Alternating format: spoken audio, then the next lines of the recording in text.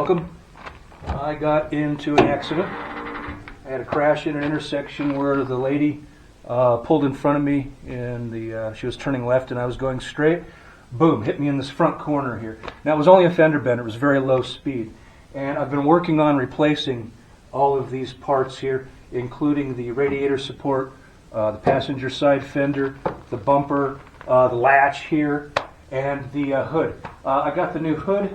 It has a couple of scratches in it. This was from the yard, but it's a nice straight hood. It was from a V70 and it had the egg crate, but I wanted to keep my original grill. The bumper was white and that's now been painted. I tried fixing my old fender, but it's just, I don't know, it's got this curve to it. I don't know if you can see that edge, and I just can't get it out. So I got a new fender. This was the darker silver. I needed it the Mystic Silver, so you can see I've already sanded, primed, and paint. It's really good condition, but I need to finish it off. So I've got this fitted up. I've got the new radiator support in here. I needed a new headlight, new side light. Now it's time for me to go ahead and fit it up. A good time to remove the bumper on video, and you can see how these bumpers come off. Same thing with the fender in another episode. But first things first, let's go ahead and remove that bumper. But first we want to go ahead and remove the wipers for the headlights. And even that's simple. There's a cap over the top of the arm. You just go ahead and pull that back, and there's a screw. That comes off. When you straighten out the arm, it takes the pressure off of the spring and it just comes right off of there.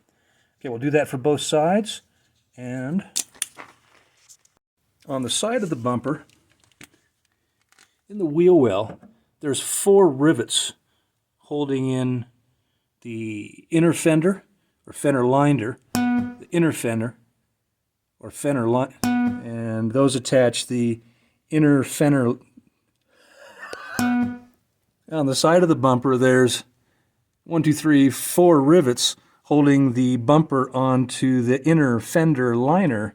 Also take care of any electrical you may have attached to your bumper. In some cases they have the fog light that's there. You just have to unplug your fog lights from the back. Mine doesn't, but I do have that temperature sensor here. Oh, it's hooked on. And that just should pop right off of there. There we go. And just disconnect that and you should be good to go. While we're under here, this is where the bolts are. Right there.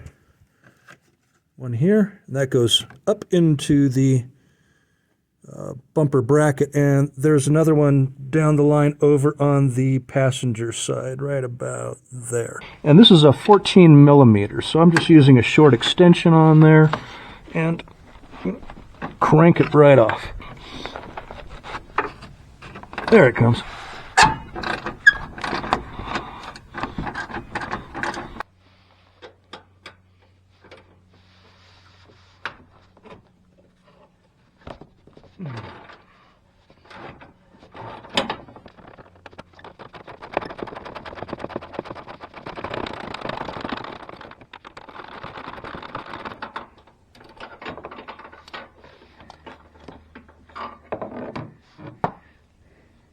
Now with those 2 bolts removed, should pop right out of there. Now I set up some moving blankets and cardboard so I'd have a nice soft landing spot for the paint on the bumper. But what we're going to do is we're just going to go ahead and pull it right out of there, nice and smooth, just straight back and then up a little bit, because there's a cowling that's going up to the radiator back on the underside. You'll see that in just a sec. Okay, nice and smooth, back, both sides, and then we're just going to take it and put it like that. And the bumper's out. Okay, with it out, you can see this cowl piece. It's just kind of flexible, and it goes up underneath the radiator in between here and here. So when you put it back in there, then this guy has to kind of go up in between those, and then these rails here, attached to these rails here, and it just slips right on there. And now you can see where this bolt goes up through the lower part of the bracket and then threads into the upper part.